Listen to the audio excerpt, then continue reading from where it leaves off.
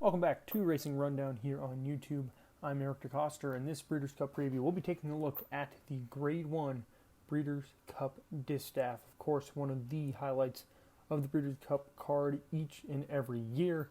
This year it is no different, with some stellar fillies and mares set to line up. Really just a solid field from top to bottom. Can't wait to dive into this field with you all. It's definitely a race I'm excited for because, of course, I'm very biased. Malathaat, one of my favorite horses in training, one of my favorite horses I've ever been a fan of. But we'll be as unbiased as we can be as we go through this $2 million mile and an eighth race that will go as race 9 on the Saturday card at Keeneland.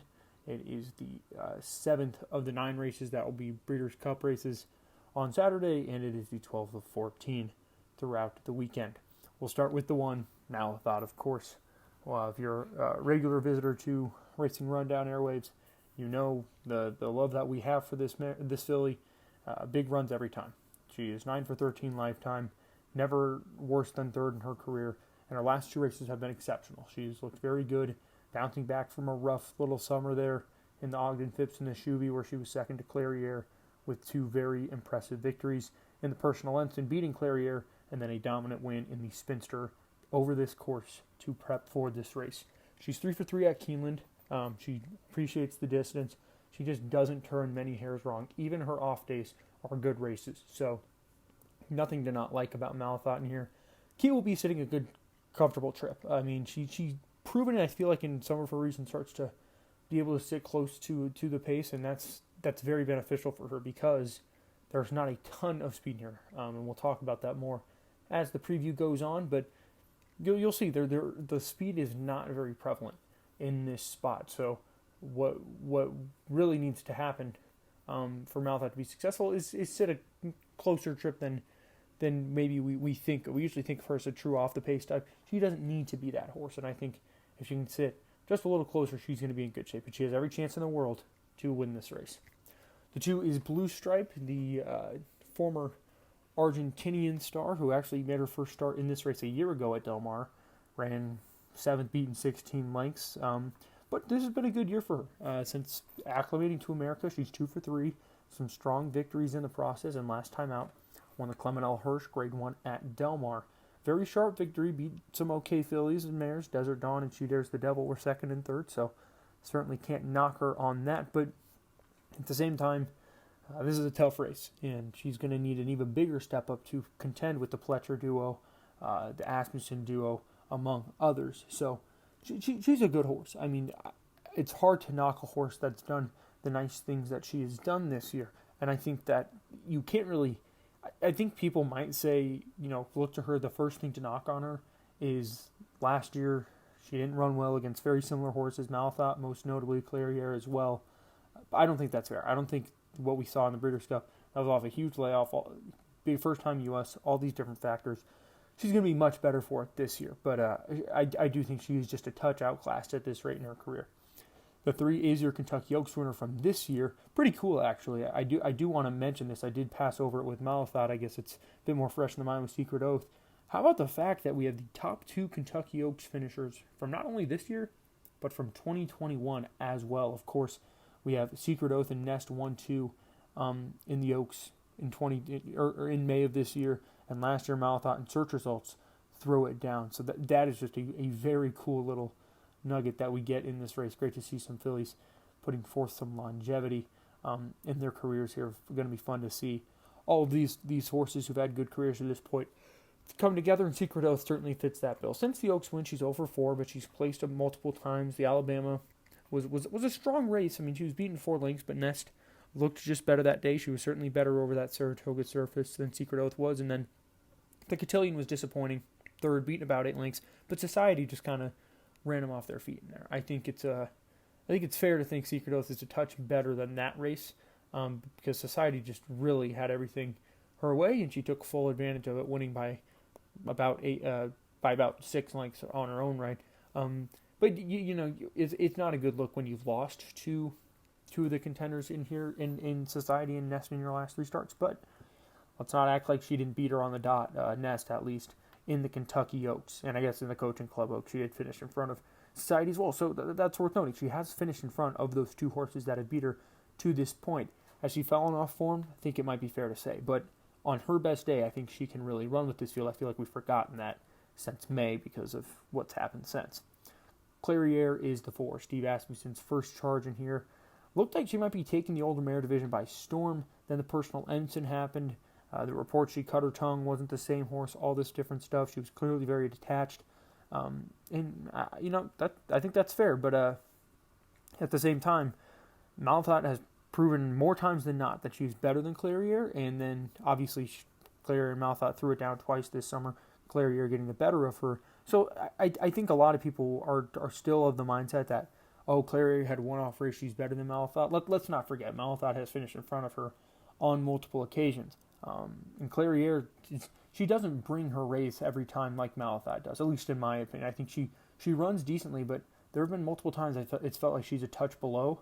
And while she ran really well up in New York this summer, I think it's also fair to say she does not put it together consistently enough. And also, we talk about the pace scenario. Malathaat can at least be a little tactical. Same with some of the other contenders in here. Clairiere cannot. She is a tried and true, way off the pace type, and that's not going to fly in a race where there's just not. It's not like there's lone speed or anything, but there's not enough to really feel confident that a horse like Clairiere can come pick up those pieces. I mean, the Phipps, for instance, last run was going to win with 45 and 1/2 mile. That's not going to be the case here. So it'll be interesting. We'll see how that plays out. The 5 Awake at Midnight, big long shot here. Certainly the most illogical runner in the field. She comes off a second in the Zenyatta.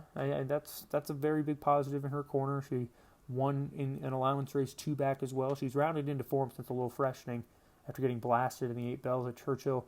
And of course, last year I thought she did some, earlier this year I should include, she did some okay things, but not at this level, right? She well beaten in the Ashland behind Nest.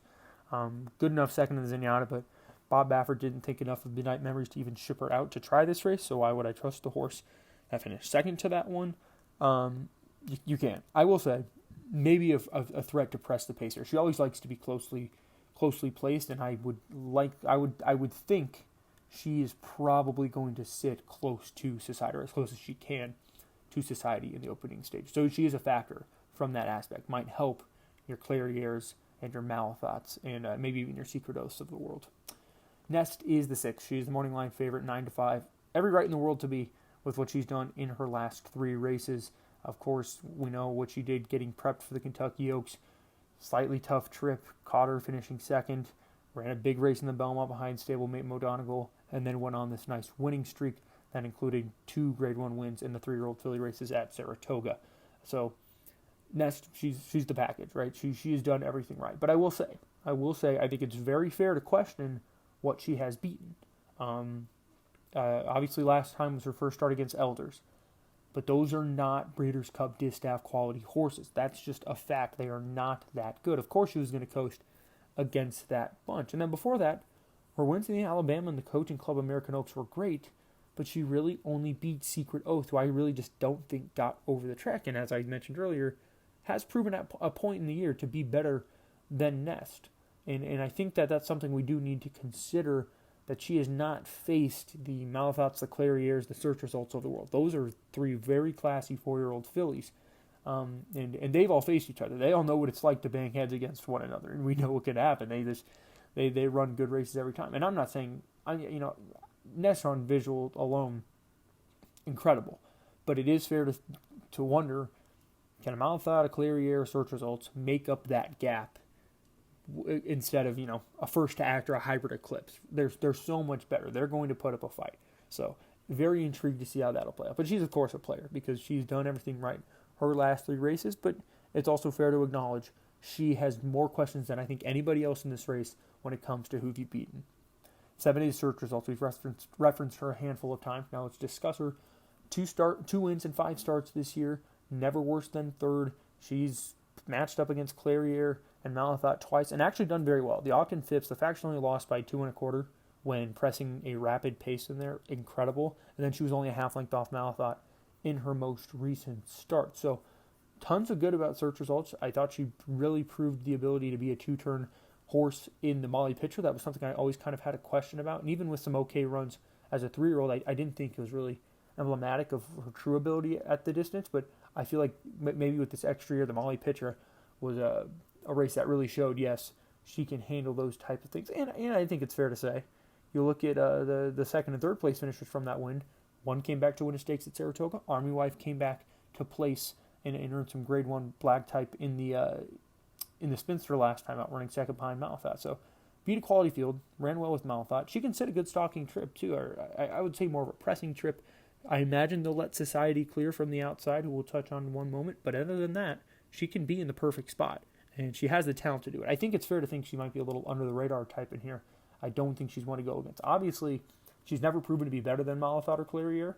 And then, of course, you throw in your nest to really make it harder on her. But she could be sitting on a very nice trip here to at least stick around and grab some minors.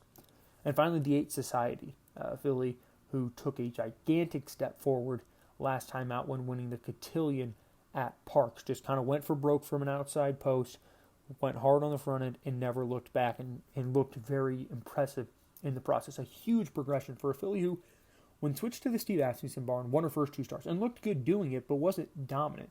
Then ran in the Coaching Club of American Oaks, where people thought she had a chance. You can't really count that against her, though. She bobbled terribly at the break, had to recover, was not able to be the horse she wanted to be after the start. But her 2-run sets have been exceptional. Winning the Charlestown Oaks, last time out in the Cotillion, everything you'd want to see. But I do wonder how much of that last race was, her just running everyone off their feet and not giving them a chance, and against a field of good 3-year-old fillies. And I think it was a very tough race. Don't get me wrong, but I will say, when you're able to, you're not going to be able to do that same kind of thing, in my opinion, against Search Results, who's going to make sure you are working hard. She made Latrushka work hard in the Ogden Phipps, so she's going to make Society work hard, and so she's not going to let you get away. And then, are you going to be able to take advantage of that? And even if you shrug her off, are you going to be able to put Nest away on a fair fight, or Clairiere, or Malathaat? Those are horses who are never not going to be picking up, no matter what pace is in front of them. And if someone's making you work hard, I just don't know if you can stick around. I think she has every chance in the world to stick around and grab a minor. I think they're chasing her for sure, but I am a little concerned with Search Results and potentially Awake at Midnight applying that pressure, not to create a rapid pace, but enough to soften Society up so as she can't replicate the Cotillion effort that was just so impressive. So for me, of course, I'm siding with Malathaat. This is my horse. I can't go against her, but I will say it makes sense to go against her. If you like Nest, Clairiere, Search Results, Society, they all make sense. Secret Oath, they all make sense, right? I think there's only 2 horses in here that feel like they just missed the mark, especially Awake at Midnight, but the other 6, totally fair game in my eyes. I'm very excited for this race. I'm just going to bank on Malathaat from outside of my affinity for her. Loves this track, loves this distance, has proven to be a little bit more tactical, and the blinkers have really moved her forward in her last 2 starts especially. So, going to go Malathaat. I think Society is the horse you have to, use defensively, which is weird to say about a horse that's probably, not going to be among the top 3, maybe even 4 choices. But if she just gets away with the lead and no one goes at her, she could be good as gone. And I think that's something to maybe be a little afraid of it. It's a tactically fascinating race for an 8-horse field. Really excited to see how it plays out. Certainly the highlight of Saturday in my eyes. And let's hope Malathaat can get home here for my sake at least. But all kidding aside, really, really fun horse race. So hope you enjoyed. Hope you garnered something from this. And we'll see you next time here on Racing Rundown for more Breeders' Cup previews.